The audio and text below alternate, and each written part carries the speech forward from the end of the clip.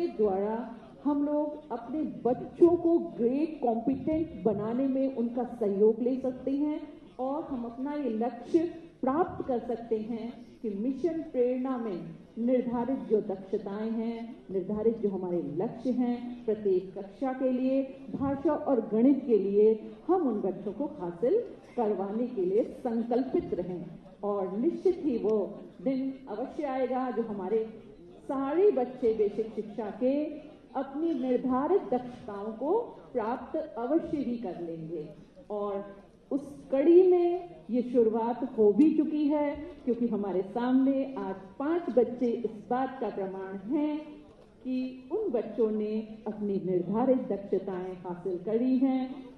विद्यालय खुले ज़्यादा समय नहीं हुआ है, लेकिन हम लोगों ने लॉकडाउन के समय भी बच्चों को ई पाठशाला के जरिए और विद्यालय में वर्कशीट के जरिए समुदाय से संपर्क करके उनकी शिक्षा को निरंतर जारी रखा है।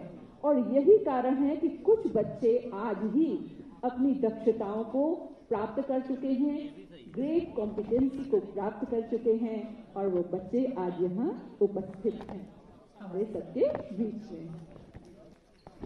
बहुत ही खुशी की बात है, हम सब के लिए, हमारे विभाग के लिए गर्व की बात है कि लॉकडाउन होने के बावजूद भी बच्चे घर में जरूर थे, लेकिन वो लगातार दूरदर्शन के जरिए, ई पाठशाला के जरिए, व्हाट्सएप पर विभाग द्वारा हम लोगों को साप्ताहिक सामग्री प्रदान की जा रही थी। जो व्हाट्सएप ग्रुप बने थे उनमें बच्चे इतने जागरूक थे और बच्चे पढ़ना चाह रहे थे और सबसे ज्यादा उन्हें खुशी मिलती थी कि घर में रहकर भी जब उन बच्चों की कॉपी चेक करके मोबाइल से ही भेजी जाती थी तो बच्चे बहुत खुश हो जाते थे और उन्हें लगता था कि हम लोग वास्तव में पढ़ ही रहे हैं, क्योंकि हमारी तो कॉपी भी चेक मोबाइल पर हो रही है। तो इस बीच बच्चों ने ये आईसीटी का प्रयोग भी बहुत कुछ सीख लिया, मोबाइल चलाना भी उन्हें नन्हे बच्चों को भी आ गया। दूरदर्शन पर शिक्षक साथियों के द्वारा ही जो कार्यक्रम प्रस्तुत किए गए, तो जो एक गैपिंग हम लोगों के बीच में हम लोगों को लग रहा था कि डायरेक्ट हम नहीं पढ़ा पा रहे हैं, तो दूरदर्शन के जरिए जब उन पाठों का प्रसारण किया गया तो बच्चे इस बात से बहुत खुश हुए। जिनके पास मोबाइल नहीं थे उन लोगों को भी इस सुविधा का लाभ उठाना आ गया और दूरदर्शन, यदि सबके घर में टीवी नहीं भी था, फिर भी ग्राम प्रधान ने इसकी व्यवस्था करी, पंचायत भवन में इसकी व्यवस्था करी गई और टीवी पर सारे बच्चों ने मिल करके जगह जगह थोड़े थोड़े ग्रुप्स में बच्चों ने टीवी देखा और पाठों को पढ़ा। और इससे ये फायदा हुआ कि बच्चे जो डायरेक्ट टीचर से नहीं पढ़ पा रहे थे, लेकिन वास्तव में जो दूरदर्शन में जो कार्यक्रम आए उनसे बच्चों को एक एहसास हुआ कि हम लोग सीधे अपने टीचर से ही पढ़ रहे हैं। और इसके अतिरिक्त जिन बच्चों के पास मोबाइल नहीं थे उनको वर्कशीट के माध्यम से, क्योंकि हमारे विद्यालय तो 1 जुलाई से खुल ही गए थे, शिक्षक लगातार हमारे विद्यालयों में वर्कशीट के माध्यम से अभिभावकों को बुला रहे थे और उन्हें वर्कशीट समझा रहे थे। कभी कभी बच्चे भी अपने अभिभावक के साथ 1-1, 2-2 के समूह में आ रहे थे और उनको निरंतर हम लोग शिक्षा से जोड़े हुए थे। कहीं भी कोई गैपिंग आने नहीं दी गई। ये बहुत ही बड़ी बात है हमारे विभाग की तरफ से कि हम लोगों को, सारे शिक्षकों को इस तरह की सुविधाएं दी गई कि वो अपने बच्चों से निरंतर जुड़े रहें और उनकी शिक्षा में किसी भी प्रकार की बाधा न आने दें। तो आज ये स्थिति है कि कोविड महामारी के बावजूद भी हमारे बच्चों की शिक्षा में कोई बाधा नहीं आने दी गई और वो बच्चे निरंतर शिक्षा से जुड़े हुए हैं। शिक्षकों ने बहुत प्रयास किया, घर घर होम विजिट करी गई और एक एक बच्चे के माता पिता से मिल करके उनको समझाया गया कि अगर आप इस समय शिक्षा से नहीं जुड़ेंगे और तो बच्चों में शिक्षा से जुड़ाव नहीं रह पाएगा। और बहुत जरूरी है कि आप दूरदर्शन पर, इस कार्यक्रम का दूरदर्शन पर जो प्रसारण किया जा रहा था वो सजीव प्रसारण हो रहा था और डायरेक्ट बच्चे उससे जुड़ रहे थे। दूरदर्शन के कार्यक्रम की वजह से बच्चे ये नहीं उनको लगा कि हम विद्यालय नहीं जा रहे हैं, क्योंकि उन्हें लग रहा था कि ये तो हमारी टीचर ही हैं और टीचर से जुड़े हैं और टीचर ही हमको पढ़ा रही हैं। जो कुछ बच्चे जब स्टार्टिंग में जब बिल्कुल कोरोना स्टार्ट हुआ था और कोविड-19 की बहुत ज़्यादा फैल रहा था, उस समय कुछ बच्चे जो केवल जिनके पास मोबाइल नहीं था वो बहुत निराश हो रहे थे, लेकिन विभाग ने तुरंत इसका भी समाधान निकाला और दूरदर्शन के द्वारा बच्चों को शिक्षा से जोड़े रखा। दूरदर्शन के द्वारा और उसके बाद जब जुलाई में विद्यालय खुल गए, उसके बाद तो शिक्षकों ने होम विजिट करी और अभिभावकों से जब मिले उनको कंटिन्यूअस बुलाया गया और उनसे मिले, उनको समझाया गया और वर्कशीट जब बना बना के शिक्षकों ने दी तो उनकी कॉपियां भी तैयार हो गई। हमारे बच्चों को बिल्कुल भी ऐसा नहीं लगा कि इस सत्र में हमारी किसी विषय की कॉपी नहीं बनी है। जैसे नियमित कॉपीज बनती थी, हर विषय की कॉपी बनी, उसमें उन्होंने कार्य किया, समझा शिक्षक से आकर और निरंतर उनका चेक भी किया गया। इसके अतिरिक्त कुछ और भी चीजें विभाग द्वारा चलाई गई, जैसे कि दीक्षा ऐप। कुछ बच्चों को जिनके पास मोबाइल था, दीक्षा डाउनलोड शिक्षकों ने कराया और उसका प्रयोग भी उन लोगों को विद्यालय बुला करके सिखाया गया, जिसके द्वारा उन्हें QR कोड को स्कैन करना आ गया और अपने पुस्तकों में से कोई भी पाठ को वो खोलना सीख गए जिनके पास मोबाइल था। और रीड अलाउंड ऐप बच्चों की पढ़ने की दक्षताओं को बढ़ाने के लिए बहुत ही महत्वपूर्ण ऐप जो लॉन्च किया गया। रीड अलाउंड ऐप भाषा की हिंदी और अंग्रेजी दोनों की दक्षता में सुधार करने के लिए, और सबसे अच्छी बात इस ऐप की ये थी कि वो बिना इंटरनेट के भी चल जाता था और इसका भी प्रयोग बच्चों को विद्यालय में बुला करके कराया गया। और इसके अतिरिक्त गांव में जो बच्चे कभी कभी विद्यालय आते थे अपनी मैम से मिलने के लिए, उनकी प्रोफाइल शिक्षकों ने स्वयं अपने मोबाइल पर ही बना ली और उन्हें इजाजत दी कि आप आइए हमारे मोबाइल में पढ़कर हमको सुनाइए, पढ़कर आप प्रैक्टिस कर सकते हैं। और शिक्षकों ने यकीन मानिए कि अपने ही मोबाइल पर 25-25 बच्चों की प्रोफाइल बनाई, जिसके द्वारा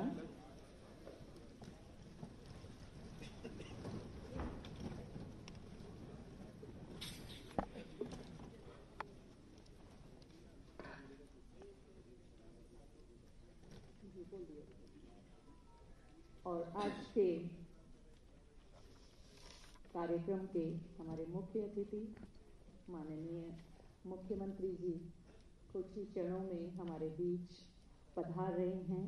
ये हम सबका परम सौभाग्य है कि आध्यात्मिक ऊर्जा संपन्न माननीय मुख्यमंत्री जी हमारे बीच पदार्पण कर रहे हैं। आज के नवनियुक्त खंड शिक्षा अधिकारियों के नियुक्ति पत्र वितरण समारोह में आज के मुख्य अतिथि हमारे माननीय मुख्यमंत्री जी कुछ ही क्षणों में हमारे बीच हैं।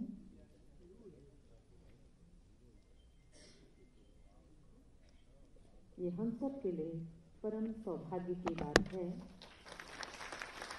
हम सब का परम सौभाग्य है कि हमारे मध्य आध्यात्मिक ऊर्जा संपन्न माननीय मुख्यमंत्री जी पदार्पण कर चुके हैं।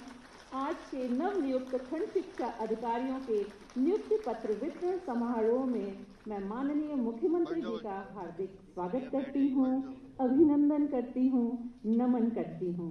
इस अवसर पर पधारे माननीय बेसिक शिक्षा मंत्री जी का भी मैं हार्दिक स्वागत करती हूँ, अभिनंदन करती हूँ।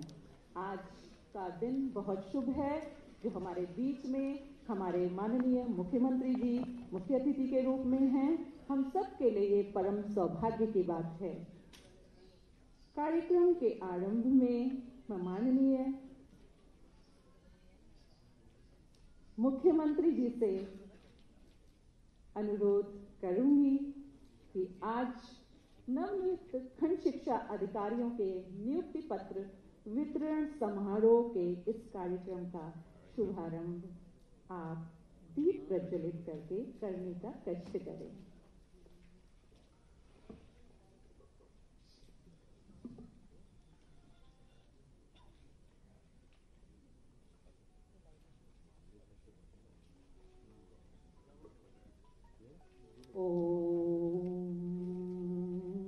शुभं करोतु कल्याणं आरोग्यं धन संपदा सर्वबुद्धि प्रकाशाय दीप ज्योतिर्नमोस्तुते। हे दीप ज्योति, आपको शत नमन है। क्या अंधकार से डरना, अब आओ सूरज बन जाते हैं। धरती अंबर के सारे तम जिससे डरकर छिप जाते हैं।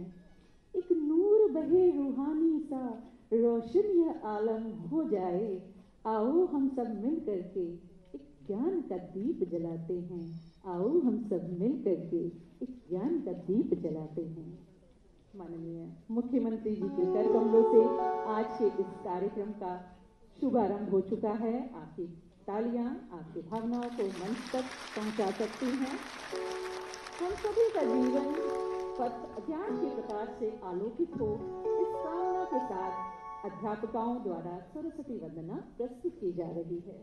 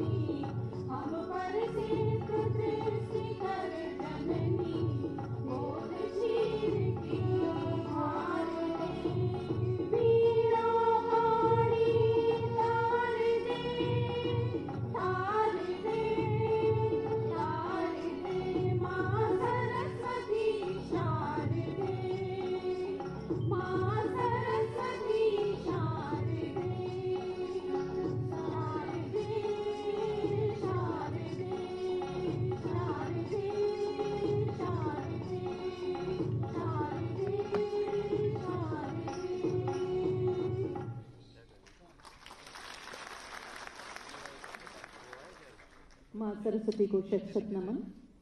आज के समारोह के शुभ अवसर पर मैं माननीय मंत्री जी बेसिक शिक्षा जी से अनुरोध करती हूं कि आप माननीय मुख्यमंत्री जी का स्वागत पुष्प भेंट करके करें।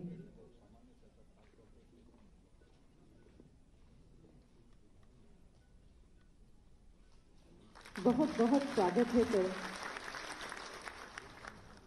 इसी क्रम में मैं अपर मुख्य सचिव वाणिज्य कर एवं बेसिक शिक्षा श्री संजीव मित्तल जी से अनुरोध करती हूं कि आप माननीय मुख्यमंत्री जी का स्वागत पुष्प भेंट करके करें।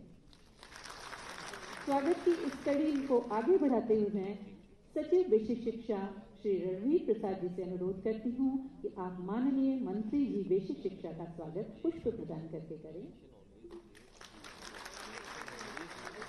अब मैं इसी क्रम में महानिदेशक स्कूल शिक्षा श्री विजय किरण आनंद जी से अनुरोध करती हूं कि आप अपर मुख्य सचिव वाणिज्य कर एवं बेसिक शिक्षा जी का स्वागत श्री संजीव मित्तल जी का स्वागत पुष्प देकर करें। सचिव बेसिक शिक्षा जी से मैं अनुरोध करती हूं कि आप अपर मुख्य सचिव आप प्रमुख सचिव श्री संजय प्रसाद जी का स्वागत पुष्प भेंट करके करें।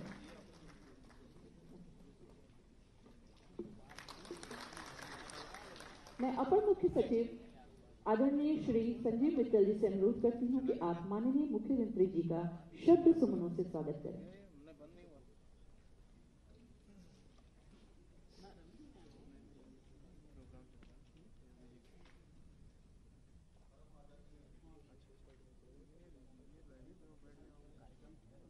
परम आदरणीय माननीय मुख्यमंत्री जी, माननीय बेसिक शिक्षा मंत्री जी, इस सभागार में उपस्थित सभी अधिकारीगण, शिक्षकगण, मीडिया बंधु तथा लोक सेवा आयोग से चयनित होकर आए सभी खंड शिक्षा अधिकारी,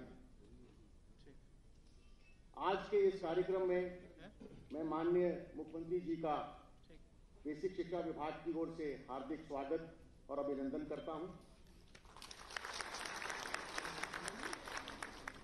आज ही के इस कार्यक्रम में मैं माननीय बेसिक शिक्षा मंत्री जी का भी विभाग की ओर से हार्दिक स्वागत और अभिनंदन करता हूं। मैं आप सभी को ये अवगत कराना चाहता हूं कि पिछले 4 वर्षों में माननीय मुख्यमंत्री जी के निर्देशों से और उनके कृपा दृष्टि से लगभग 1,20,000 अध्यापकों की नियुक्ति बेसिक शिक्षा विभाग में हुई है, जिससे विभाग के कार्यों में शिक्षा में बहुत अभूतपूर्व सुधार आया है। इसी कड़ी में आज के कार्यक्रम में 271 खंड शिक्षा अधिकारी जो लोक सेवा आयोग से चयनित होकर आए हैं का आज नियुक्ति पत्र वितरण कार्यक्रम है। मैं सभी को बधाई देता हूं और इस कार्यक्रम में आने का स्वागत करता हूं। बहुत बहुत कोविड महामारी के दौरान बच्चों के लिए विद्यालय लंबे समय तक बंद थे, लेकिन अब शासन के निर्देशानुसार हमारे विद्यालय खुल गए हैं और बच्चे एक बार फिर नई उमंग और नई ऊर्जा के साथ अपने विद्यालय से जुड़ सकें, अपने विद्यालय की क्रियाकलापों में संलग्न हो सकें। इसके लिए प्रेरणा ज्ञानोत्सव माननीय मुख्यमंत्री जी के निर्देशानुसार उनके नेतृत्व में प्रेरणा ज्ञानोत्सव का आयोजन किया गया है। 1 मार्च 2021 से यह ज्ञानोत्सव 100 दिन का है। प्रेरणा ज्ञानोत्सव कार्यक्रम के संबंध में माननीय मुख्यमंत्री जी की अनुमति से एक लघु फिल्म का प्रसारण अब आपके समक्ष किया जा रहा है।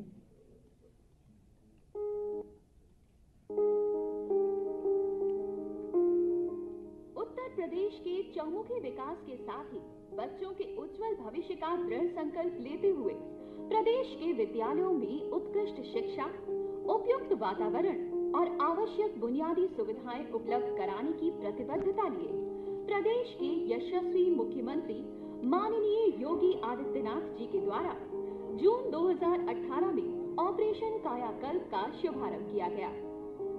साथ ही शिक्षा के स्तर में विकास के लिए सितंबर 2019 में मिशन प्रेरणा की भी शुरुआत की गई। आज प्रदेश के परिषदीय विद्यालयों की दशा और दिशा में बड़ा परिवर्तन आया है। विद्यालयों की यह सुखद तस्वीर और मन लगाकर पढ़ते लिखते बच्चे अपने बदलाव की कहानी खुद बयां कर रहे हैं। कोरोना जैसी वैश्विक महामारी के समय में भी माननीय मुख्यमंत्री जी की प्रभावी रणनीति और दूरदर्शिता के कारण विद्यालयों में शुद्ध पेयजल, शौचालय, ब्लैक बोर्ड और टाइल्स जैसी 18 मूलभूत और बाल मैत्रिक अवस्थापना सुविधाओं से काया कल्पित करने का कार्य कोविड प्रोटोकॉल का पालन करते हुए निरंतर जारी रहा।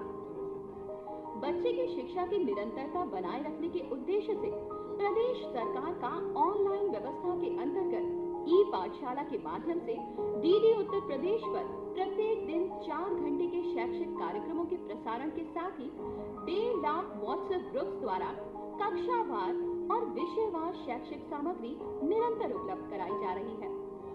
शिक्षा के स्तर में सुधार के लिए एक प्रेरणा लक्ष्य का निर्धारण किया गया था, जिसके मूल्यांकन के लिए प्रेरणा लक्ष्य ऐप की शुरुआत की गई। इस ऐप द्वारा शिक्षक और अभिभावक किसी भी समय छात्रों का निशुल्क आकलन कर सकते हैं। इसी के साथ प्रेरणा सूची और प्रेरणा तालिका भी कक्षा में चस्पा की गई है। इस प्रेरणा लक्ष्य को हासिल करने के लिए कक्षाओं का रूपांतरण करते हुए कक्षाओं को शिक्षाप्रद पोस्टर्स और प्रिंट रिच सामग्री से सजाया गया है। प्रत्येक विद्यालय में बच्चों के लिए एक मैथ्स किट, एनसीईआरटी की पुस्तकों वाली लाइब्रेरी और रीडिंग कॉर्नर की व्यवस्था के साथ ही स्मार्ट क्लासेस की स्थापना भी की जा रही है। शिक्षण प्रक्रिया में शिक्षकों के सहयोग के लिए 3 हस्त पुस्तिकाएं, आधारशिला, ध्यानाकर्षण और क्रियान्वयन संदर्शिका भी उपलब्ध कराई गई है। Structured learning lesson, planning calendar, time table, शिक्षक डायरी, प्रिंट रिच मटेरियल आदि की व्यवस्था भी की गई है, जिससे शिक्षण कार्यों में समयबद्धता और गुणवत्ता सुनिश्चित हो रही है। एआरपी और एसआरजी द्वारा शिक्षकों के नियमित प्रशिक्षण और सहयोगात्मक पर्यवेक्षण के लिए उनका अकादमिक सहयोग, अभिप्रेरण और क्षमता वर्धन किया जा रहा है। विद्यालयों को शैक्षिक और सह शैक्षिक गतिविधियों के साथ आदर्श विद्यालय के रूप में विकसित करने के लिए न्याय पंचायत स्तर पर शिक्षक संकुल का गठन किया गया है। प्राथमिक और उच्च प्राथमिक विद्यालयों में बच्चों को शिक्षा की मुख्य धारा से पुनः जोड़ने और उनकी दक्षताओं को बढ़ाने के लिए 100 दिन का विशेष शिक्षण अभियान प्रेरणा ज्ञानोत्सव के रूप में आयोजित किया जा रहा है। प्राथमिक कक्षाओं के बच्चों में अपेक्षित अधिगम स्तर को प्राप्त करने के लिए विभाग द्वारा विकसित समृद्ध हस्त पुस्तिका पर आधारित रेमेडियल टीचिंग संचालित की जा रही है। प्रेरणा ज्ञानोत्सव में विद्यालयों द्वारा शिक्षा चौपाल का आयोजन किया जाएगा। शिक्षा चौपाल का नेतृत्व क्षेत्र से चुने गए सांसद, विधायक, जिलाधिकारी और मुख्य विकास अधिकारी द्वारा किया जाएगा, जिसका उद्देश्य शिक्षकों के साथ ही अभिभावकों, छात्रों और समस्त समुदाय को प्रेरित करना है। इस शिक्षा चौपाल के अंतर्गत कुछ प्रमुख गतिविधियां करने का प्रावधान है, जिनमें डेमो क्लासेस का प्रदर्शन और बच्चों को प्रेरित करने के लिए प्रेरक बालिका और बालक को सम्मानित किया जाएगा। साथ ही उत्कृष्ट कार्य करने और लक्ष्यों को प्राप्त करने वाले शिक्षकों को भी सम्मानित किया जाएगा। अभिभावकों को इस अभियान से जोड़ने के लिए अधिकारी और शिक्षकों द्वारा गृह भ्रमण करते हुए विद्यालय और कक्षा रूपांतरण के बारे में अवगत कराया जाएगा और प्रेरणा लक्ष्य के संबंध में शिक्षकों, छात्रों और अभिभावकों को जागरूक करते हुए शपथ ग्रहण कराई जाएगी। प्रेरणा ज्ञानोत्सव सिर्फ 100 दिवसों का एक अभियान नहीं है, बल्कि ये प्रदेश के सभी बच्चों के लिए उम्मीद की वो किरण है जिसने कोरोना जैसे काल में भी उनकी आगे बढ़ने की ललक और कुछ कर जाने के अपने सपने को धुंधला नहीं होने दिया।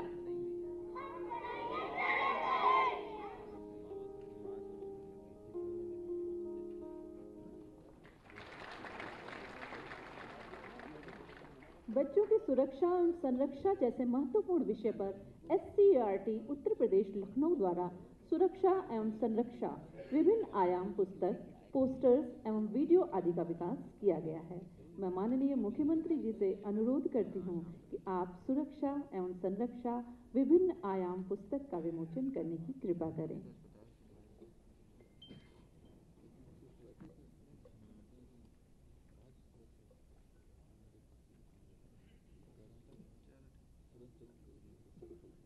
आप अपनी भावनाएं तालियों द्वारा मंच तक पहुंचा सकते हैं।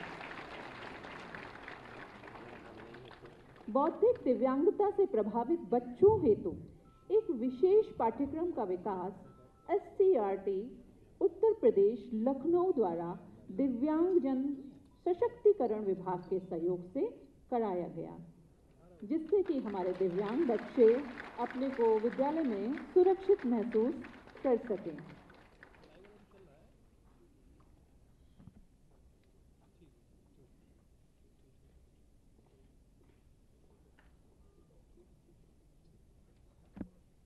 मैं माननीय मुख्यमंत्री जी से विनम्र अनुरोध करती हूं कि आप इस विशेष पाठ्यक्रम पैकेज का विमोचन करने की कृपा करें, जो हमारे दिव्यांगता से प्रभावित बच्चों के लिए है।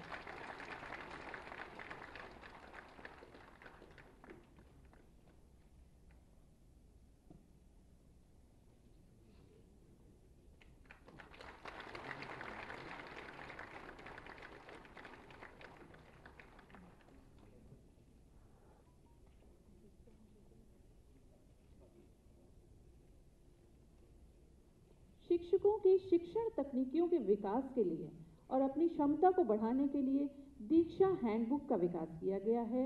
मैं माननीय मुख्यमंत्री महोदय से अनुरोध करती हूं कि आप दीक्षा हैंडबुक का विमोचन करने की कृपा करें।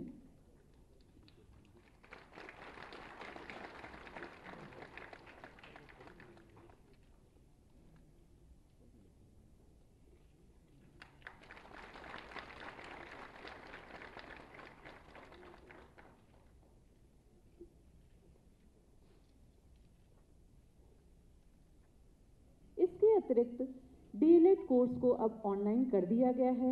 मैं माननीय मुख्यमंत्री महोदय से विनम्र अनुरोध करती हूं कि आप बटन दबाकर ऑनलाइन कोर्स डीएलएड कोर्स का शुभारंभ करने की कृपा करें।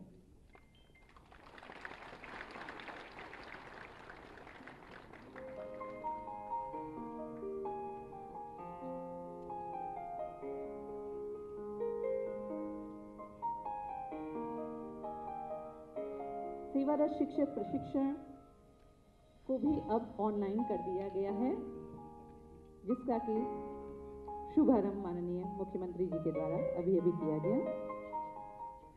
आप अपनी भावनाएं तालियों द्वारा यहाँ पर पहुँचा सकते हैं।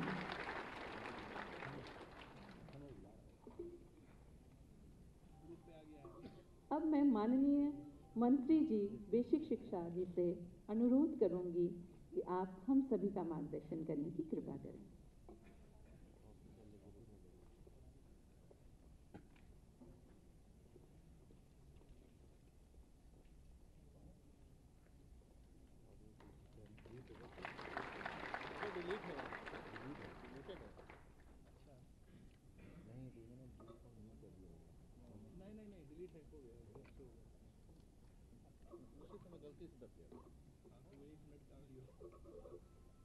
उत्तर प्रदेश के बेसिक शिक्षा विभाग में नवनियुक्त 271 खंड शिक्षा अधिकारियों के नियुक्ति पत्र वितरण समारोह के मुख्य अतिथि उत्तर प्रदेश को भारत ही नहीं विश्व पटल पर एक दैदीप्यमान नक्षत्र के समान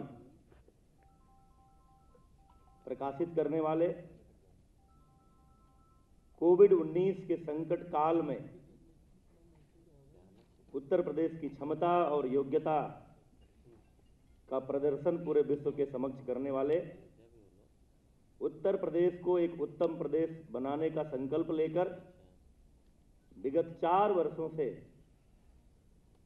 उत्तर प्रदेश की तस्वीर में नए रंग भरने वाले, उत्तर प्रदेश के एक एक वर्ग में, एक एक क्षेत्र में नई ऊर्जा और नए उत्साह का संचार करने वाले हमारे यशस्वी मुख्यमंत्री श्री योगी आदित्यनाथ जी का मैं आज के इस समारोह के मुख्य अतिथि के रूप में हार्दिक स्वागत करता हूं, अभिनंदन करता हूं।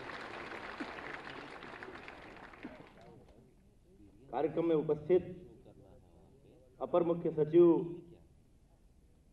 बेसिक शिक्षा की भूमिका में श्री संजीव मित्तल जी, अपर मुख्य सचिव प्रमुख सचिव सूचना श्री संजय प्रसाद जी, सचिव बेसिक शिक्षा श्री रणधीर जी, महानिदेशक बेसिक शिक्षा श्री विजय किरण आनंद, निदेशक बेसिक शिक्षा डॉक्टर सर्वेंद्र विक्रम बहादुर सिंह, बेसिक शिक्षा विभाग के सभी अधिकारीगण,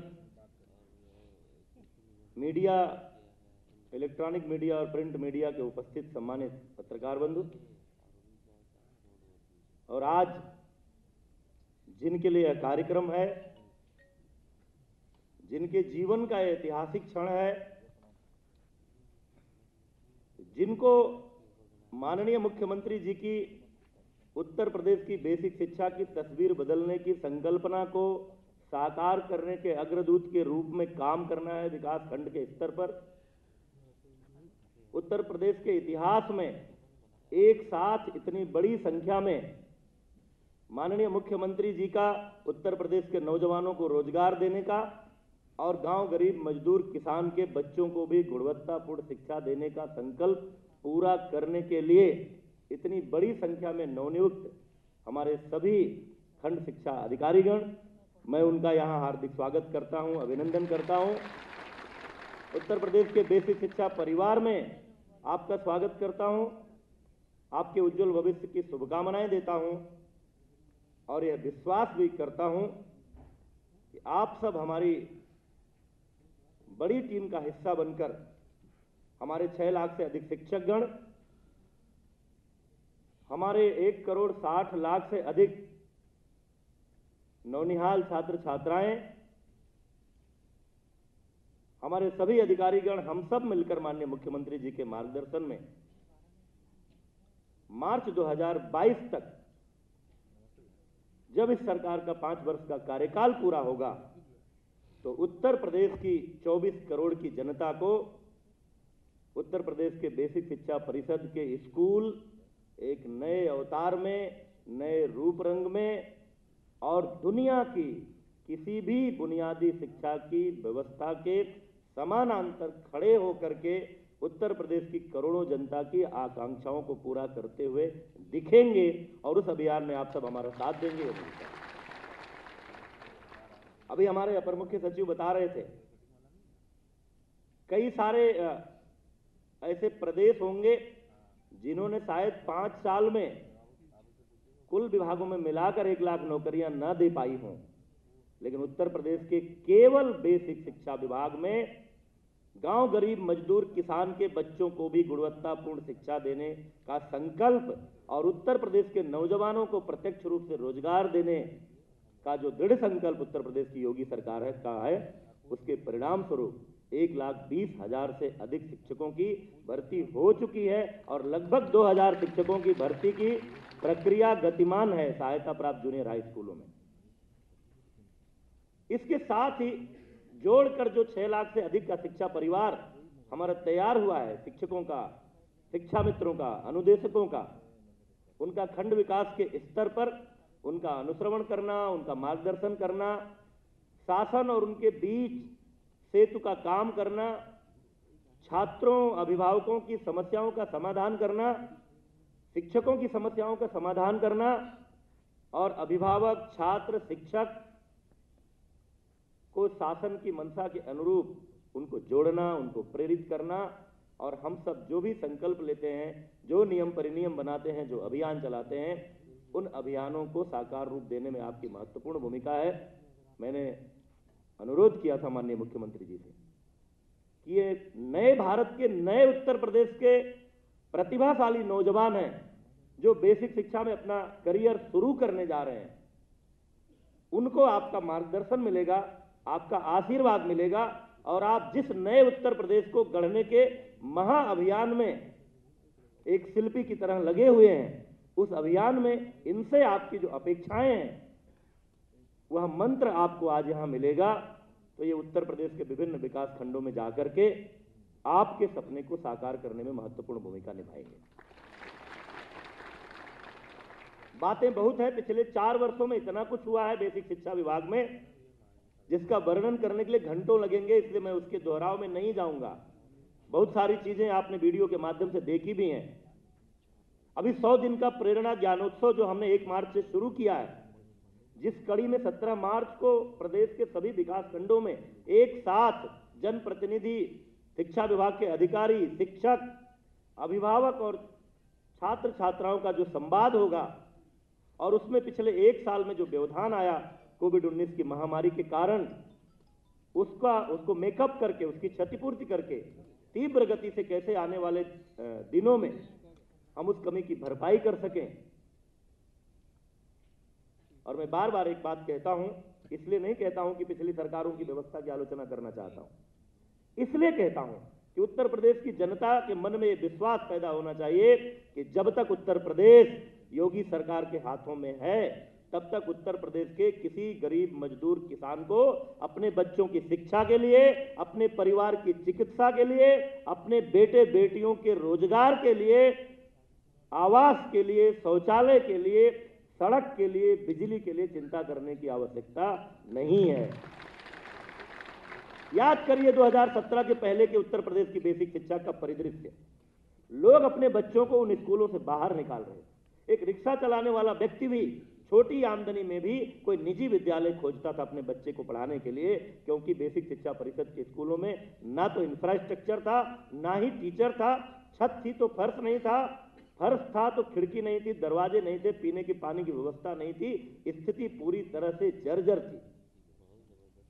शिक्षकों की कमी थी, छात्र छात्राओं का पंजीकरण नहीं हो रहा था, और खाकी ड्रेस पहन करके बच्चे जब स्कूल से निकलते थे तो समझना मुश्किल होता था कि ये सरकारी स्कूल से आ रहे हैं या किसी संवासिनी गृह में वास करने वाली जो महिलाएं हैं वहां से निकल कर आ रहे हैं। वहां से हमारी यात्रा शुरू हुई है, वो हमको विरासत में मिला था। लेकिन माननीय मुख्यमंत्री जी की संवेदना बच्चों के प्रति एक पीठ के पीठाधीश्वर होने के कारण ही शुरू से लगाव, प्यार, समाज के दबे कुचले वर्ग के लोगों को भी अच्छा जीवन उपलब्ध कराने का संकल्प, जिसके परिणाम स्वरूप ऑपरेशन कायाकल्प की शुरुआत, और वहां से पहली बार उत्तर प्रदेश के सरकारी स्कूलों के फर्श को टाइल्स और संगमरमर के पत्थरें नसीब हुई। आज एक तरफ विद्यालयों का रूप रंग अच्छा दिख रहा है तो बच्चे दो जोड़ी अच्छा खिलता हुआ रंगीन यूनिफॉर्म, और यूनिफॉर्म पहनकर बच्चे चप्पल में अच्छे नहीं लगते हैं। इस संवेदना के साथ उत्तर प्रदेश सरकार की व्यवस्था से जूते और मोजे, अच्छे कपड़े का बैग, किताबें, और उनको देने की तत्परता इतनी कि इस लॉकडाउन के समय में भी बच्चे अपने घर से, स्कूल बंद था लेकिन उनके घर तक उनका यूनिफॉर्म, जूते, मोजे, किताबें, बैग, स्वेटर, यूनिफॉर्म मिल जाएगा, ठंड में स्वेटर कहां से आएगा। इस संवेदना के साथ माननीय मुख्यमंत्री जी ने छात्र छात्राओं को उत्कृष्ट सुविधाएं उपलब्ध कराई, और सबसे बड़ी बात, हम सब ने अपनी पीएचडी तक की शिक्षा पूरी करने के बाद भी उत्तर प्रदेश में स्मार्ट क्लास नहीं देखा था अपनी कक्षाओं में।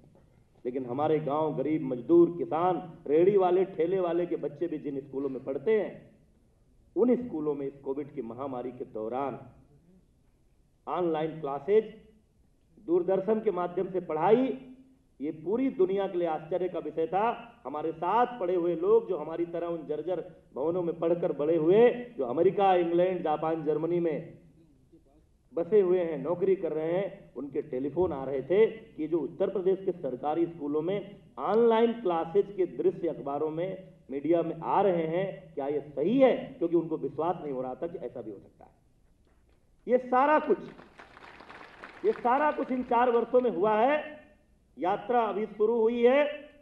1,58,631 विद्यालय, जो कुछ विद्यालय सम्मिलन होने के बाद आज भी 1,35,000 कैंपसेस के रूप में हमारे सामने हैं। उनमें से 50,000 से अधिक विद्यालयों का कायाकल्प हो चुका है।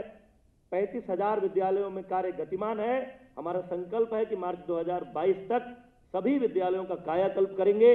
5,000 से अधिक स्कूलों को स्मार्ट क्लास दिया है, और दुनिया की अधुनातन जो सुविधाएं हैं, जो संकल्पनाएं हैं, जो बेसिक शिक्षा में नवाचारों के रूप में देखी जा रही हैं, चाहे वो मिशन प्रेरणा टेक्निकल फ्रेमवर्क हो, दीक्षा प्रो पोर्टल हो, निष्ठा ट्रेनिंग हो, मानव संपदा पोर्टल हो, दुनिया की सारी आधुनिक व्यवस्थाओं को उत्तर प्रदेश की बेसिक शिक्षा में लागू कर रहे हैं। मैं आज इस मंच से आभार प्रकट करना चाहता हूं माननीय मुख्यमंत्री जी का कि आपकी प्रेरणा से हम 5,70,000 से अधिक आउट ऑफ स्कूल बच्चों को स्कूल लाने में सफल हुए हैं। 3,15,000 से अधिक दिव्यांग बच्चों को उनके क्षमता के अनुरूप उनकी सहायता करने वाले शिक्षकों के माध्यम से उनको शिक्षा देने में हम सफल हुए हैं। और आज उत्तर प्रदेश की बेसिक शिक्षा की जो तस्वीर है वो एक सुंदर तस्वीर के रूप में दिखाई दे रही है। आपकी प्रेरणा से, आपके मार्गदर्शन में हम लगातार आगे बढ़ रहे हैं और उस अभियान में कि हमारे नवनियुक्त खंड शिक्षा अधिकारी हमारी सहायता करेंगे और इनके मन में जो तस्वीर रहती होगी, पहले कभी भी कोई खंड शिक्षा अधिकारी उत्तर प्रदेश पीसीएस के माध्यम से जब नियुक्त होता रहा होगा तो उसके मन में एक तस्वीर आती होगी कि हमको गांव में काम करना है, मैले कुचैले कपड़ों में आने वाले बच्चों के बीच रहना है, जहां कोई भी आधुनिक व्यवस्था नहीं है वहां पर काम करना है। आज आप सब सौभाग्यशाली हैं कि आप उत्तर प्रदेश की जिस बेसिक शिक्षा व्यवस्था में काम करने जा रहे हैं वो दुनिया की, देश की तमाम निजी क्षेत्र के संसाधन संपन्न शिक्षा व्यवस्थाओं के समानांतर खड़ी एक व्यवस्था में काम करने का आपको सौभाग्य मिलने वाला है। और आप सौभाग्यशाली इसलिए भी हैं कि आपके करियर की शुरुआत गोरक्ष पीठाधीश्वर, एक संवेदनशील संत और उत्तर प्रदेश को एक नया उत्तर प्रदेश, एक विकसित उत्तर प्रदेश, एक उत्तम उत्तर प्रदेश बनाने का अभियान लेकर आगे बढ़ रहे महारथी के गुरु मंत्र के साथ अपना करियर का शुभारंभ करने का आपको अवसर मिल रहा है। इस अवसर की बधाई देते हुए और अपने सभी अधिकारियों, शिक्षकों, अभिभावकों, छात्र छात्राओं सबकी और पंचायतों और जिला प्रशासन के लोगों, हमारे सीएसआर से जुड़े हुए कारपोरेट सेक्टर के लोगों, जिन लोगों ने भी इस अभियान में हमारा साथ दिया है, उन सब के प्रति हृदय से आभार प्रकट करते हुए अपनी बात समाप्त करता हूं। बहुत बहुत धन्यवाद।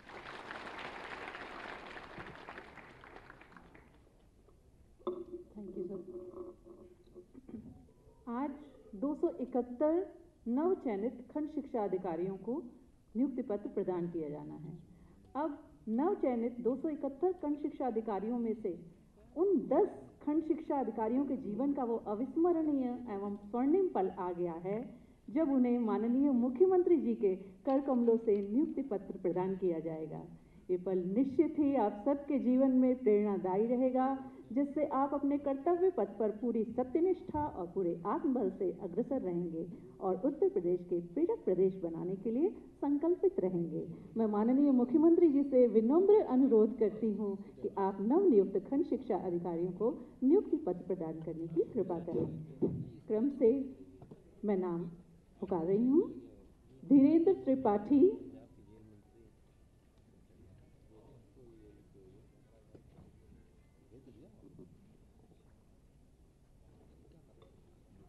राजकिशोर सिंह,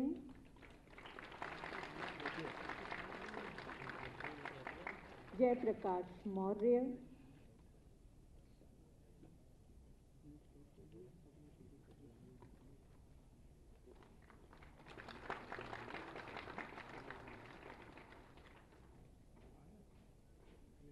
पूनम मधुकर,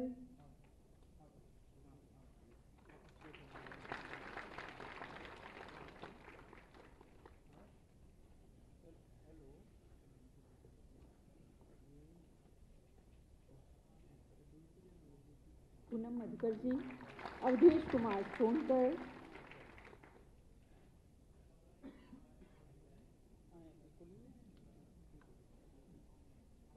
आनंद द्विवेदी,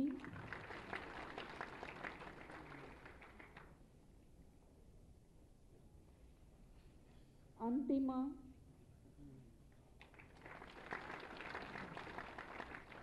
शशांक सिंह,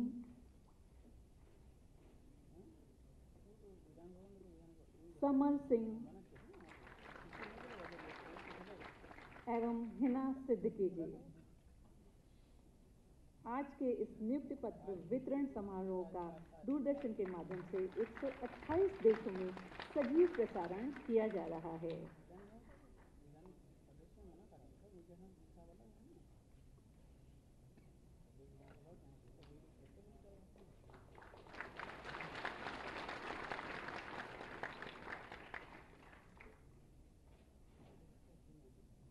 निश्चित ही आप सबके जीवन का आज बहुत ही शुभ दिन है, जो हमारे माननीय मुख्यमंत्री जी के आशीर्वाद आपको प्राप्त हो रहा है।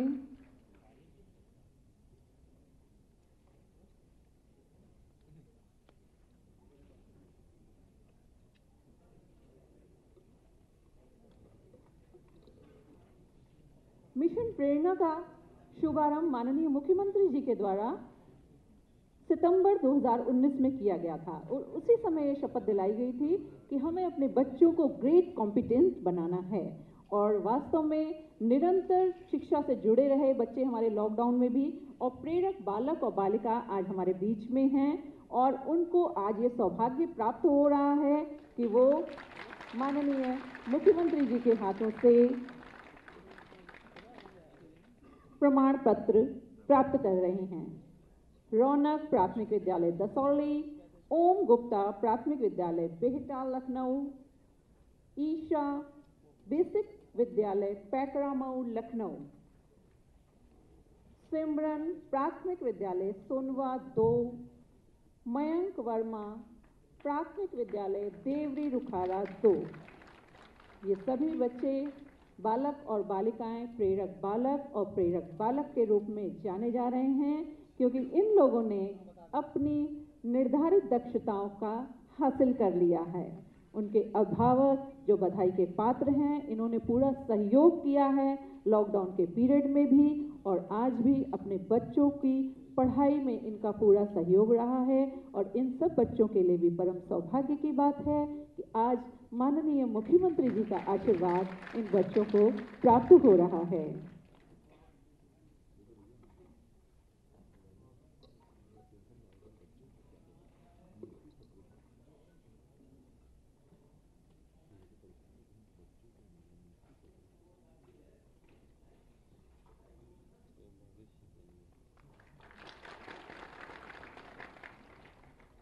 बच्चों के साथ साथ उनके अभिभावकों का भी बहुत सहयोग रहा है। इस लॉकडाउन के पीरियड में अभिभावकों के सहयोग के बिना यह कार्य संभव नहीं था।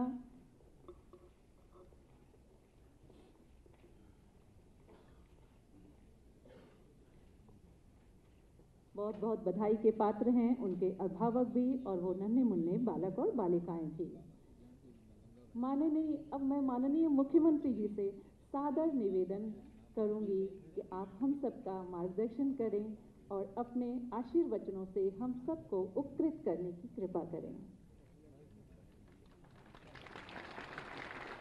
आपका सानिध्य और आपका व्यक्तित्व हमेशा हम सबको प्रेरणा देता है।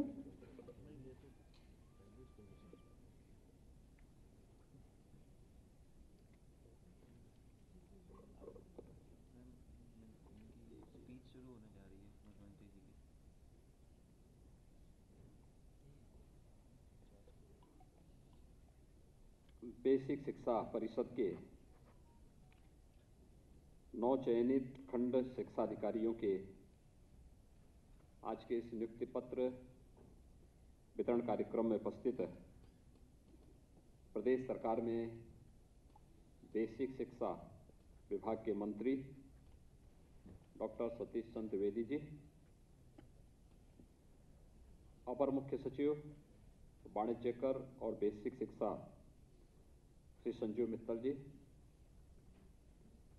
प्रमुख सचिव मुख्यमंत्री कार्यालय और सूचना श्री संजय प्रसाद जी, सचिव बेसिक शिक्षा श्री रणबीर प्रसाद जी, डीजी बेसिक शिक्षा श्री विजय किरण आनंद जी, निदेशक श्री सर्वेंद्र विक्रम सिंह जी, बेसिक शिक्षा परिषद के सभी अधिकारीगण और 9 चयनित खंड विकास शिक्षा के सभी अधिकारीगण, मीडिया के मित्रों, मैं आप सभी 9 चयनित खंड शिक्षा अधिकारियों को एक नए जीवन की शुरुआत करने के लिए प्रदेश सरकार की ओर से हृदय से बधाई देता हूं। आप सबके प्रति अभिनंदन भी करता हूं। मेरे लिए यह अतिरिक्त प्रसन्नता का विषय है कि प्रदेश के युवाओं को एक पारदर्शी तरीके से बहुत शुचितापूर्ण तरीके से हम लोग नियुक्ति पत्र देकर के उनकी प्रतिभा और उनकी ऊर्जा का लाभ प्रदेश के विकास के लिए ले पाने में सफल हो रहे हैं। और आज का यह अवसर इसीलिए हम लोगों ने यहाँ पर आयोजित किया है कि जो अपेक्षा आपकी शासन से थी जब आप प्रतियोगी छात्र थे, उसी प्रकार की अपेक्षा शासन भी आपसे कर सकता है। आप इतनी बड़ी संख्या में यहाँ पे 271 खंड शिक्षा अधिकारी के रूप में चयनित अभ्यर्थी हैं। इससे पूर्व आप किसी अन्य जगह सेवा भी देते रहे होंगे या एक प्रतियोगी छात्र के रूप में रहे होंगे। आपके मन में एक भाव रहा होगा, यूपी पीएससी के माध्यम से आप सब प्रदेश सरकार के शिक्षा के क्षेत्र में अपना योगदान दे सकें। लेकिन क्या आज से 4 वर्ष पूर्व यह संभव था? जब आयोग की गरिमा स्वयं ही धूल दूषरित थी और गरिमा स्वयं दांव पे लगी हुई थी, जाति, क्षेत्र, मत और मजहब देख करके नियुक्तियां प्राप्त होती थीं, धनबल और बाहुबल का भरपूर दुरुपयोग होता था, उन स्थितियों में शुचिता और पारदर्शिता की बात तो एक कपोल कल्पना मात्र थी। लेकिन आज मैं कह सकता हूं, हम लोगों ने उत्तर प्रदेश लोक सेवा आयोग हो, अधीनस्थ सेवा चयन आयोग हो, उच्चतर शिक्षा चयन आयोग हो या माध्यमिक शिक्षा चयन आयोग या बेसिक शिक्षा की भर्ती का कार्यक्रम रहा हो या पुलिस की भर्ती का कार्य, पूरी प्रक्रिया में शुचिता और पारदर्शिता के प्रति सभी आयोग और बोर्डों को पहले से बहुत स्पष्ट निर्देश दिए थे और यह भी स्पष्ट कर दिया था कि अगर कहीं भी कोई पक्षपातपूर्ण कार्रवाई हुई, कहीं भी कोई भ्रष्टाचार की शिकायत हुई, तो बोर्ड के अध्यक्ष और बोर्ड के आयोग के अध्यक्ष, बोर्ड के अध्यक्ष, उनके सदस्यगण और उस व्यवस्था के साथ जुड़े हुए सभी लोग बराबर के जवाबदेह माने जाएंगे। आज उसका परिणाम है कि प्रदेश का कोई भी युवा प्रदेश सरकार से ये शिकायत आज नहीं करता है कि कहीं कोई भ्रष्टाचार हो रहा है, क्योंकि असीम ऊर्जा जो प्रदेश के युवाओं की है वह ईमानदारी से चयन चाहता था, पारदर्शी तरीके से चयन की प्रक्रिया को आगे बढ़ाने का पक्षधर था और उसका परिणाम आज हम सबके सामने है। और देखते ही देखते जब सरकार के 4 वर्ष पूरे हो रहे हैं, तो 4 वर्ष के इस कार्यकाल के दौरान हम प्रदेश के अंदर 4 लाख युवाओं को सरकारी नौकरी देने में भी सफल हुए हैं। ये 4 लाख नौकरियां ये सामान्य बात नहीं है। मैं मानता हूं कि उत्तर प्रदेश का गठन जब से हुआ होगा,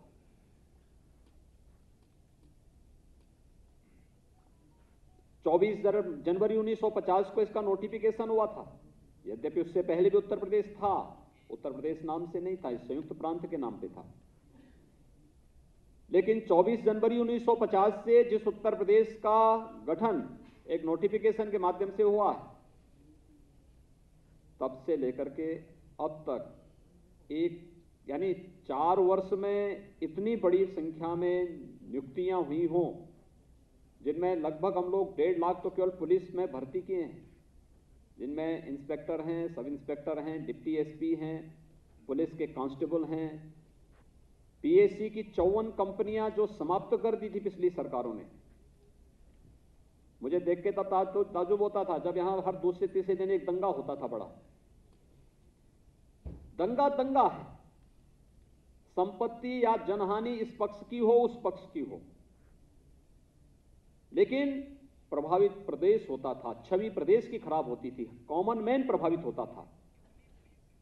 और पुलिस इसलिए असहाय होती थी कि जहां उत्तर प्रदेश के पास 3 लाख का पुलिस बल होना चाहिए था, वह 1.25 लाख तक सीमित रह गया था। कानून व्यवस्था को बनाए रखने के लिए पीएससी की जो भूमिका होनी चाहिए थी, उसकी 54 कंपनियां समाप्त कर दी गई थी।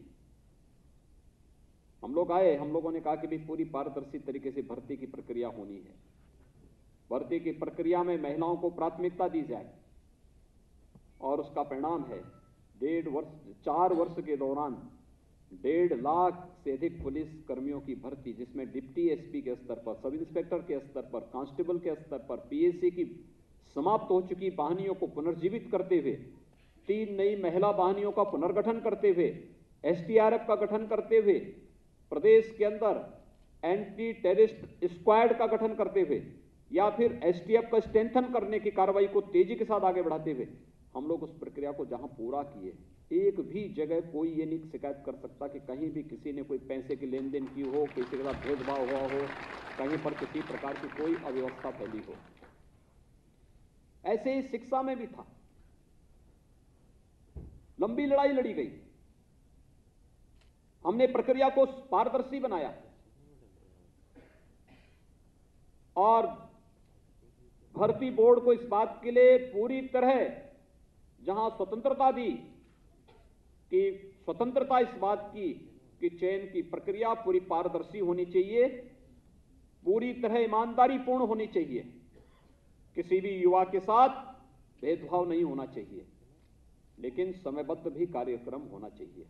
और आज मुझे बताते हुए प्रसन्नता है कि काफी बड़े पैमाने पर ये जो 1,20,000 से अधिक बेसिक शिक्षा परिषद के ही शिक्षकों की भर्ती की प्रक्रिया हम लोगों ने की है, इसमें बेसिक शिक्षा का ही 1,20,000 है, माध्यमिक का अलग है, उच्च का अलग है, टेक्निकल का अलग है, मेडिकल का अलग है। ये पूरी संख्या को अगर आप देखेंगे तो ये भी शिक्षकों की ही भर्ती की प्रक्रिया लगभग 1.5 लाख हुई है। अन्य विभागों की भी नियुक्तियां इसी स्तर पर हुई हैं, कहीं पे जल शक्ति विभाग का, कहीं पीडब्ल्यूडी का, कहीं पे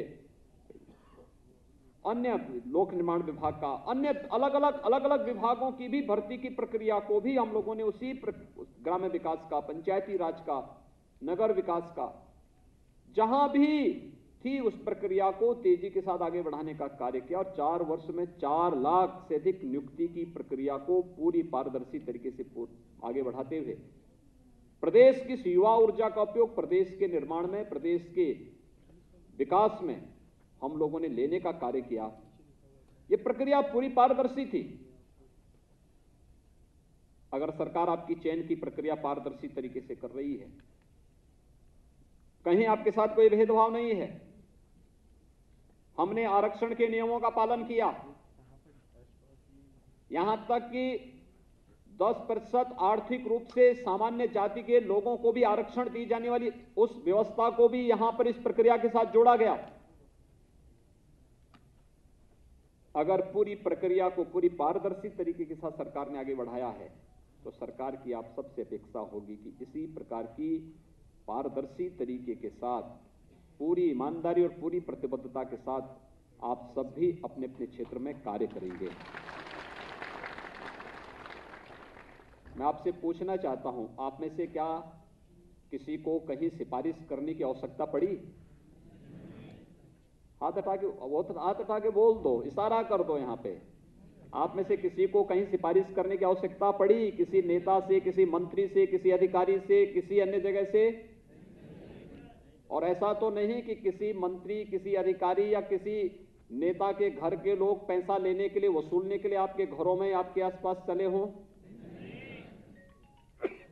लेकिन ये पहले होता था, 2017 के पहले होता था। कोई खानदान ऐसी होती थी कि जो अलग अलग भर्ती उनको आवंटित हो जाती थी। ये फलाना भाई देखेगा, ये फलाना चाचा देखेगा, ये फलाना भतीजा देखेगा, ये फलाना देखेंगे, ये सब होता था ना यहाँ पे। ये चाचा, काका, मामा, नाना, ये सब पहले या तो महाभारत में आपने सुना होगा या पिछले 2012 से 2017 के बीच में अपने नाम सुने होंगे। ये महाभारत के वही पात्र हैं जिन्होंने फिर से जन्म लिया। और ये लोग जैसे महाभारत करके भारत की प्रगति को पूरी तरह बाधित किए थे, इन लोगों ने फिर से प्रदेश के विकास को बाधित किया था। ये विकास के बाधक तत्व हैं। जब किसी ईमानदार व्यक्ति को नौकरी देनी हो, ईमानदारी से उसकी योग्यता और उसकी क्षमता के आधार पर तक ईमानदारी नहीं दिखती थी। पहले जाति, और जाति में भी अगर कोई अच्छा ईमानदार व्यक्ति उसको नहीं, फिर पैसा, और फिर ये भी देखते थे कि पैसे के साथ साथ तो ये भी देखते थे कि ऐसा तो नहीं भाई परिवार की कोई अयोग्य लड़की है तो उसका शादी के लिए कोई बरी मिल जाए, चले इसी बहाने इसके तय हो जाए, ये भी सब कारक बनते थे। लेकिन इसका खामियाजा किसको भुगतना पड़ता था? प्रदेश को। प्रदेश की 22 करोड़ 24 करोड़ जनता इससे प्रभावित होती थी। प्रदेश पिछड़ता गया।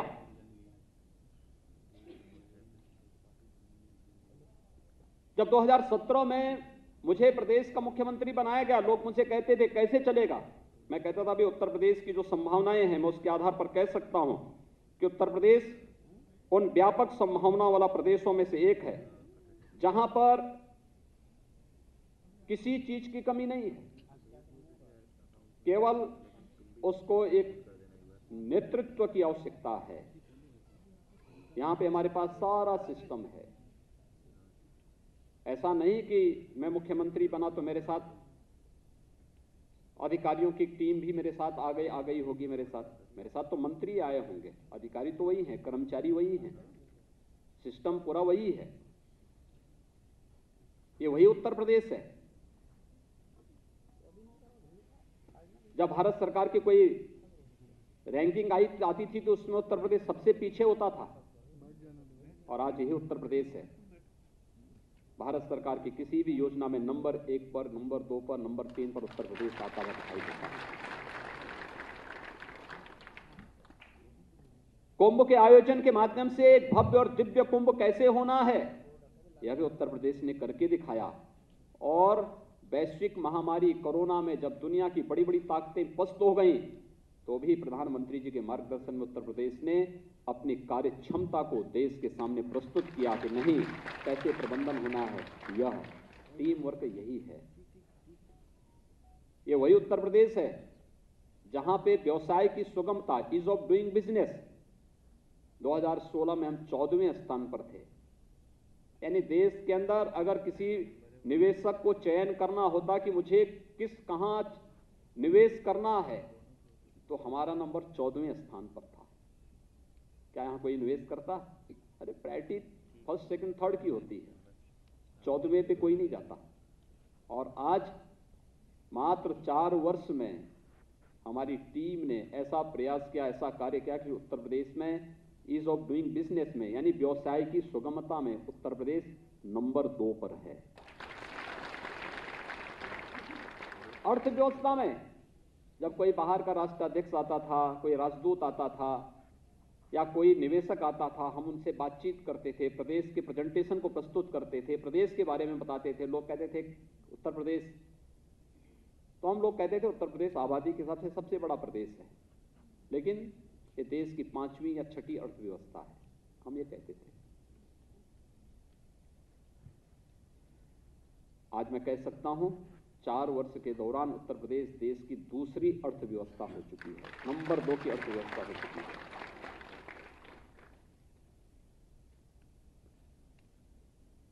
चार वर्ष के दौरान उत्तर प्रदेश की प्रति व्यक्ति आय में दुगने से अधिक अंतर आया है, दुगने से अधिक बढ़ोतरी हुई है।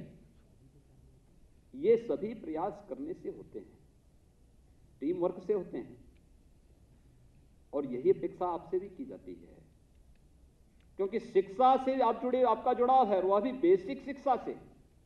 बेसिक शिक्षा में पिछले 4 वर्ष के दौरान कितना परिवर्तन हुआ है हर व्यक्ति जानता है। ये जो परिवर्तन देखने को मिला है, ये जो परिवर्तन देखने को मिला है, ये भी सामूहिक प्रयास का हिस्सा है, टीम वर्क है, एक टीम वर्क। इसमें हम ये नहीं कह सकते कि ये सब मैंने किया है।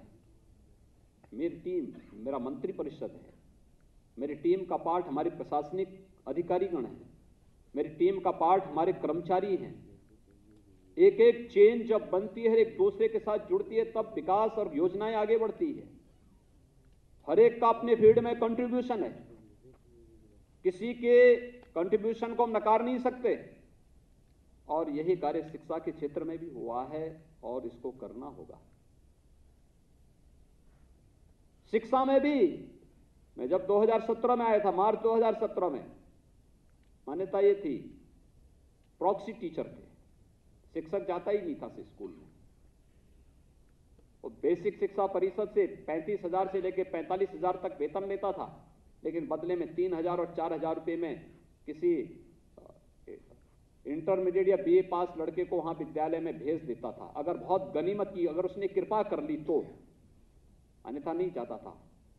पूछते थे शिक्षक कहाँ हैं, मास्टर साहब कहाँ हैं, तो मास्टर साहब कहीं अपना दूसरे काम कर रहे हैं, कोई ठेकेदारी कर रहा है, कोई दूसरा काम कर रहा है, कोई अपने व्यवसाय में लिप्त है। आज कम से कम हर शिक्षक स्कूल जाने के लिए प्रेरित हुआ है। प्रेरणा ऐप ने, मानव संपदा पोर्टल ने आज शिक्षकों की वेरिफिकेशन की कार्रवाई को आगे बढ़ाया है। यह प्रक्रिया तेजी के साथ आगे बढ़ाई गई। स्कूलों के भवन जर्जर थे, मुझे आश्चर्य होता था। यानी जो कार्यदायी संस्था नहीं काम करती थी विद्यालय के निर्माण के। बेसिक शिक्षा परिषद का स्कूल का शिक्षक बच्चों को नहीं पढ़ाता था, वो विद्यालय निर्माण का काम करता था। ये काम कार्यदायी संस्था का है। किसी कार्यदायी संस्था की जवाबदेही को देकर के उसकी क्वालिटी की जांच एक दिन में एक बार 2 बार चेक करो, देखो, किसी की जवाबदेही तय करो। शिक्षक का काम शिक्षा, उन बच्चों को अध्ययन अध्यापन के साथ जोड़ना है। इस कार्य को जवाबदेही के साथ करे, और ये कार्य जब पूरी जवाबदेही के साथ होना प्रारंभ हुआ, उसके परिणाम सामने आने प्रारंभ हुए। यानी 4 वर्ष में 1 वर्ष केवल हमारा कोरोना प्रबंधन में बीता है। बेसिक शिक्षा परिषद के स्कूलों को हम 1 मार्च से खोल पाए हैं। अभी भी वहां भी पूरी स्ट्रेंथ के साथ बच्चे नहीं आ पा रहे हैं। अभी भी हम लोग सतर्क हैं। कई राज्यों में फिर से कोरोना के मामले बढ़े हैं, लेकिन इन सब के बावजूद जो कार्रवाई यहां पर प्रारंभ हुई है, उसके पीछे किसी भी प्रकार से 4 वर्ष के दौरान 1 वर्ष कोरोना के खिलाफ लड़ते लड़ते लगा।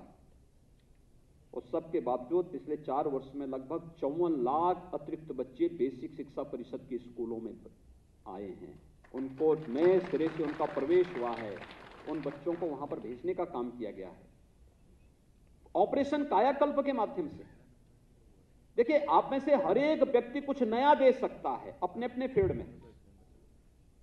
आपको अलग अलग विकास खंडों में जाकर के बेसिक शिक्षा परिषद के स्कूलों के निरीक्षण और उसकी व्यवस्था को एक सिस्टम के साथ जोड़ने में अपना योगदान देना है।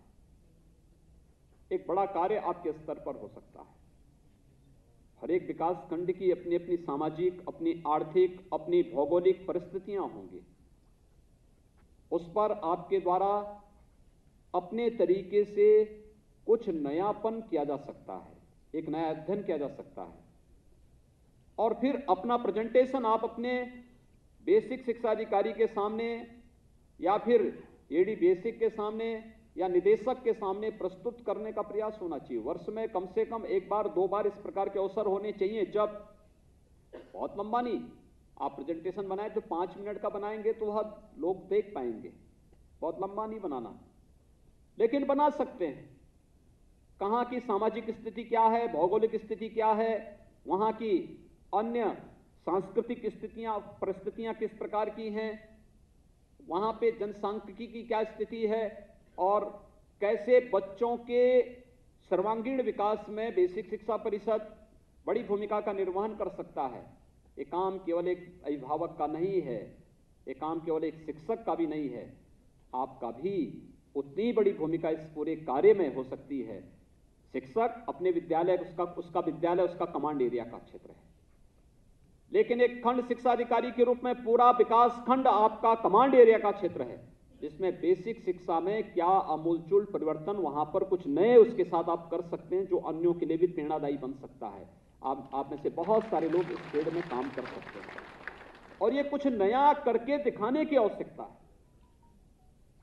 पाठ्यक्रम ये शासन तय कर रहा है, शासन तय करता है, आपका परिषद तय कर रहा है, लेकिन पाठ्यक्रम की तरह भी बहुत कुछ ऐसी गतिविधियां होती हैं जो बच्चों को अपने साथ जोड़ने का आधार बनता है। देखिए, इसमें बहुत क्षरण हुआ है, याद करना, आज से 25 साल 30 साल पहले, 35 साल पहले, 40 साल पहले जब खंड शिक्षा अधिकारी अपने अपने यहां बेसिक शिक्षा परिषद के स्कूलों के भ्रमण में जाते थे, उस समय उसका एक सम्मान भी था, उसकी गरिमा भी थी, और वे लोग जाते थे तो वह बड़े सम्मान के साथ लोग देखते भी थे। क्वालिटी ऑफ एजुकेशन उनका फोकस होता था। उस समय साधन नहीं थे तो भी वह लोग जाते थे, आवागमन के साधन नहीं थे, पैदल जाते थे, साइकिल से जाते थे, अन्य साधन का उपयोग करके जाने का प्रयास करते थे, विद्यालयों में रुकते थे, उसके परिणाम सामने आते थे, बच्चों से पूछते थे। अब तो एक शॉर्टकट का रास्ता बना दिया है। मैंने सुना इस बार फिर बेसिक शिक्षा परिषद कह रहा है कि अब पढ़ाई ऑनलाइन हुई, ये कह रहे हैं आप उनको सबको प्रमोट कर दो।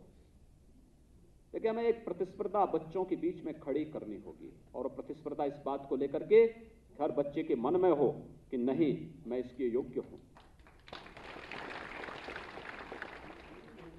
पलायन का रास्ता दिखाने की बजाय या उसके द्वारा दीनता दिखाने की बजाय उसको हम सक्षम बनाएं।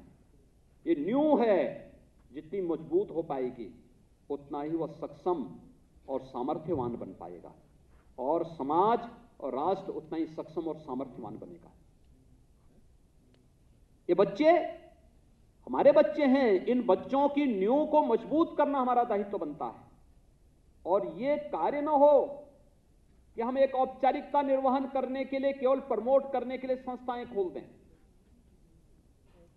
हमें एक स्वस्थ प्रतिस्पर्धा खड़ी करनी होगी। और अभी तो 1 वर्ष से तो विद्यालय फिजिकली खुले ही नहीं। बेसिक शिक्षा परिषद के विद्यालय तो 1 मार्च से हम लोगों ने रिस्क लेकर के अभी खोले हैं, लेकिन प्रयास होना चाहिए हम इनको धीरे धीरे करके, पहले कोविड के सभी नियमों का पालन करते हुए उनकी सुरक्षा, क्योंकि जो हाई रिस्क कैटेगरी है उसमें बेसिक शिक्षा परिषद के सभी बच्चे आ जाते हैं, और हाई रिस्क कैटेगरी के होने के नाते वहां पर हमें उन बच्चों की कोविड से बचाव के बारे में या अन्य जितने भी वेक्टर बॉर्न डिजीज होंगी उन सब से बचाव के बारे में हमें पहले से उसके बारे में सतर्कता बरतनी पड़ेगी। और सतर्कता बरतने के साथ फिर प्रयास होना चाहिए कि कैसे फिजिकली उनकी क्लासेस प्रारंभ हो। जो बच्चे आ रहे हैं उनको पहले चरण में, छोटे बच्चे हैं, पहली क्लास में, दूसरी क्लास में, उनको देखना चाहिए अक्षर ज्ञान है या नहीं है। हम वहां से शुरुआत कर लें, देखें वहां पर, उस प्रक्रिया को हम आगे बढ़ाएं, और फिर धीरे धीरे करके हमें इसको आगे बढ़ाना चाहिए। और फिर महीना 2 महीने इसको चला करके, और फिर प्रयास होना चाहिए एक शॉर्ट टेस्ट का कार्यक्रम। पहले 1 घंटे का होता रहा होगा, आप आधे घंटे का करिए, 15 मिनट का करिए। 15 मिनट में भी टेस्ट लिए जा सकते हैं। उन बच्चों का एक अलग अलग तरीके से भी हम मौखिक भी उनका वो ले सकते हैं। एक व्यवस्था, उनके मन में एक भाव आना चाहिए, प्रतिस्पर्धा का भाव होना चाहिए, स्वस्थ प्रतिस्पर्धा, वो बच्चा आगे बढ़ सके। एक औपचारिकता नहीं, लेकिन हमें उसको प्रोत्साहन देना पड़ेगा, प्रोत्साहित करना पड़ेगा। आज जब सरकार शिक्षा में इतना खर्च कर रही है, इतना सहयोग कर रही है, बेसिक शिक्षा परिषद में तो हम उनको यूनिफॉर्म भी दे रहे हैं, 2 यूनिफॉर्म दे रहे हैं, बैग दे रहे हैं, बुक्स दे रहे हैं, जूते मोजे दे रहे हैं, स्वेटर भी उपलब्ध करा रहे हैं, ये सभी सुविधाएं उपलब्ध हो रही हैं। मिड डे मील के भी हम लोगों ने मेनू तैयार करने के लिए कहा, इस प्रकार का तैयार करिए कि बच्चों के लिए वो रोचक बन सके, पौष्टिक भी हो, उनके लिए रोचक भी हो। दोनों चीजें हैं। हम बच्चों को केवल पौष्टिक के आधार पर केवल खिचड़ी नहीं खिला सकते, हमें यह भी देखना है कि उसकी रुचि भी हो, उसके साथ जुड़े, उसका आकर्षण का केंद्र बिंदु बने। विद्यालय की लाइब्रेरी हो। आज विद्यालय में हमने एक ऑपरेशन कायाकल्प के अंतर्गत जो कार्य 4 वर्ष पहले प्रारंभ किया था, आज उसके बहुत अच्छे परिणाम आ रहे हैं।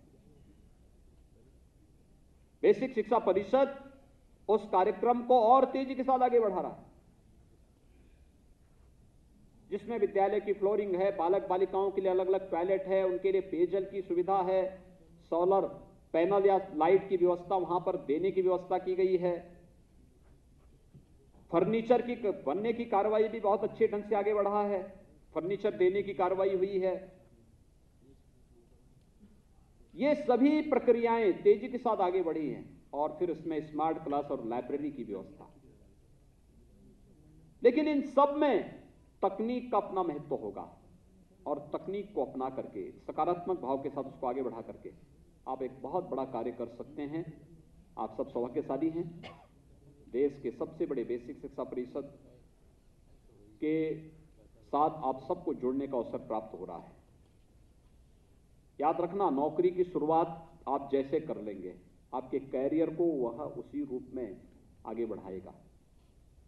मैंने देखा है बहुत सारे अधिकारी अच्छा ब्राइट कैरियर के साथ प्रवेश करते हैं, लेकिन बाद में अपनी भ्रष्ट गतिविधियों के कारण शुरुआत में लड़खड़ाने लगते हैं, और फिर लड़खाते लड़खाते मध्यकाल तक आते आते ऐसी स्थिति हो जाती है कि विभाग भी और व्यवस्था भी उनको धक्का देकर के बाहर करना चाहता है कि अब ये इस व्यवस्था के लिए खतरा हो चुके हैं, इनको बाहर करो। सरकार को उनको बर्खास्त करना पड़ता है, उनकी सेवाएं समाप्त करनी पड़ती है। उसके सामने पश्चाताप के अलावा कुछ भी नहीं बचता है, क्योंकि उसके बाद तो उसके सामने कोर्ट को फेस करने और फिर सजा के अलावा कुछ नहीं बचता है। और मैं चाहूंगा कि बेसिक शिक्षा परिषद में भी एक पारदर्शी और शुचितापूर्ण व्यवस्था देने के लिए आप सबको अपने अपने विकास खंडों में एक बहुत बेहतर व्यवस्था बनाने के लिए तैयार होना होगा, और खासतौर पर इस बात के तय करना, यानी एक सामान्य नैतिकता है, एक शिक्षक छुट्टी लेने के लिए आ रहा है और छुट्टी सैंक्शन का आधार हम पैसा बना देंगे, तो बहुत खराब स्थिति है। कोई बीमार है, हम बीमारी के सही सर्टिफिकेट मांग करके उसकी छुट्टी को सैंक्शन कर ले, न कि पैसा लेकर के छुट्टी सैंक्शन होने की कार्रवाई हो। ये ठीक नहीं है, इस प्रकार की स्थितियां नहीं होनी चाहिए। या विद्यालय बदलने की, ट्रांसफर की एक प्रक्रिया एक पॉलिसी के अंतर्गत सरकार करती है, उसमें भी अगर पैसे के लेन देन की बात कोई करने लग जाए तो गंभीर बात है। ये चीजें नहीं स्वीकार होनी चाहिए। हम ध्यान रखें, हमारी कार्य पद्धति इतनी शुचितापूर्ण होनी चाहिए, इतनी पारदर्शी होनी चाहिए, कोई हम पर उंगली न उठाए। उत्तर प्रदेश सरकार ने 7वां वेतन आयोग प्रदेश के अंदर लागू किया है, हर एक को बेहतर सुविधाएं देने का प्रयास कर रहा है। हमने तो कोविड-19 के दौरान भी किसी कर्मचारी और किसी अधिकारी के वेतन में न कटौती की और न लेट ही होने दिया। हर महीने के पहले सप्ताह में ही हर अधिकारी, हर कर्मचारी को वेतन मिला है, उसकी सारी सुविधाएं मिली हैं। ये पूरे प्रदेश के अंदर किया गया। 14 लाख कर्मचारी हैं, सभी को समय पे वेतन मिला है, समय पे सारी सुविधाएं मिली है। कोविड-19 के दौरान जब दुनिया की अर्थव्यवस्था डगमगाने लग गई थी, प्रदेश ने कोई भी किसी भी प्रकार कर्मचारियों के हितों के साथ कोई किसी प्रकार का कोई खिलवाड़ नहीं होने दिया। और जब सरकार संवेदनशील है तो इसके बाद हमें इन चीजों के बारे में बहुत उसके साथ देखना होगा। मैं आज के इस अवसर पर आप सबसे यही कहूंगा, बेसिक शिक्षा परिषद में आमूलचूल परिवर्तन करने की दिशा में जो प्रयास प्रारंभ हुए हैं, आप सब उसमें सहभागी बने और नौकरी को एक औपचारिकता न बना लें। शिक्षा के क्षेत्र में बच्चों के लिए, क्योंकि आपको उस फील्ड में काम करना है जहां पर वे बच्चे हैं। हो सकता है परिवार में बहुत उनको गाइड न किया जाता हो, लेकिन आप थोड़ा भी प्रयास प्रारंभ करेंगे, कैसे सहजता के साथ, सरलता के साथ हम उन बच्चों के मन में अच्छे भाव ला करके शिक्षा के प्रति रुचि जागृत कर सके, गांव-गांव से बच्चों को स्कूल जाने के लिए प्रेरित कर सके। विकास खंड हमारा प्रयास होना चाहिए। पहले चरण में एक विद्यालय को आदर्श विद्यालय बनाना, फिर दूसरे चरण में हम लोग न्याय पंचायत स्तर पर आदर्श विद्यालयों की श्रृंखला खड़ी करें, फिर तीसरे चरण में पूरे विकास खंड को आदर्श विकास खंड के रूप में, बेसिक शिक्षा के आदर्श विकास खंड के रूप में विकसित करने की प्रक्रिया का पालन करें।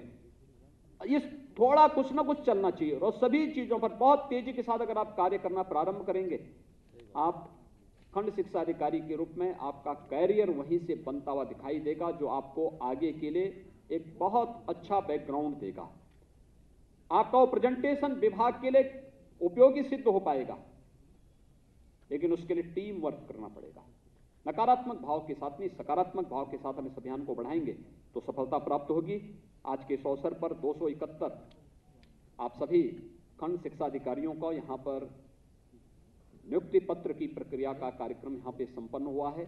मैं इसके लिए आप सबको बधाई देता हूं, अपनी शुभकामनाएं देता हूं और विश्वास व्यक्त करता हूं कि हम लोग, आप सभी लोग शासन की मंशा के अनुरूप बेसिक शिक्षा परिषद के पूरे अभियान के साथ जुड़ करके पूरी ईमानदारी और पूरी प्रतिबद्धता के साथ शिक्षा की इस नींव को मजबूत बनाने में अपना योगदान देंगे। आप सबके प्रति मेरी शुभकामनाएं। धन्यवाद। जय हिंद। बहुत बहुत आभार सर। अब मैं सचिव बेसिक शिक्षा विभाग श्री रणवीर प्रसाद जी से अतिथियों के धन्यवाद ज्ञापन का अनुरोध करती हूँ। आज नवनियुक्त खंड शिक्षा अधिकारियों को नियुक्ति पत्र वितरण समारोह में सब समय प्रदेश के माननीय मुख्यमंत्री जी का को धन्यवाद ज्ञापित करता हूं कि उन्होंने अपने व्यस्त समय में समय प्रदान कर हम सभी का मार्गदर्शन में समर्थन किया है। महोदय, आपको उद्बोधन से विभाग को नई ऊर्जा मिली है। मंच पर उपस्थित मैं माननीय मंत्री बेसिक शिक्षा का भी विशेष आभार व्यक्त करता हूं, जिनके मार्गदर्शन में योजनाएं मूर्त रूप ले रही हैं। मैं अपर मुख्य सचिव बेसिक शिक्षा, प्रमुख सचिव सूचना, यहाँ उपस्थित सभी अधिकारीगण और सभी नवनियुक्त खंड शिक्षा अधिकारियों का भी धन्यवाद ज्ञापित करता हूँ और यहाँ उपस्थित सभी मीडिया बंधुओं का भी विभाग की तरफ से बहुत बहुत धन्यवाद ज्ञापित करता हूँ। धन्यवाद।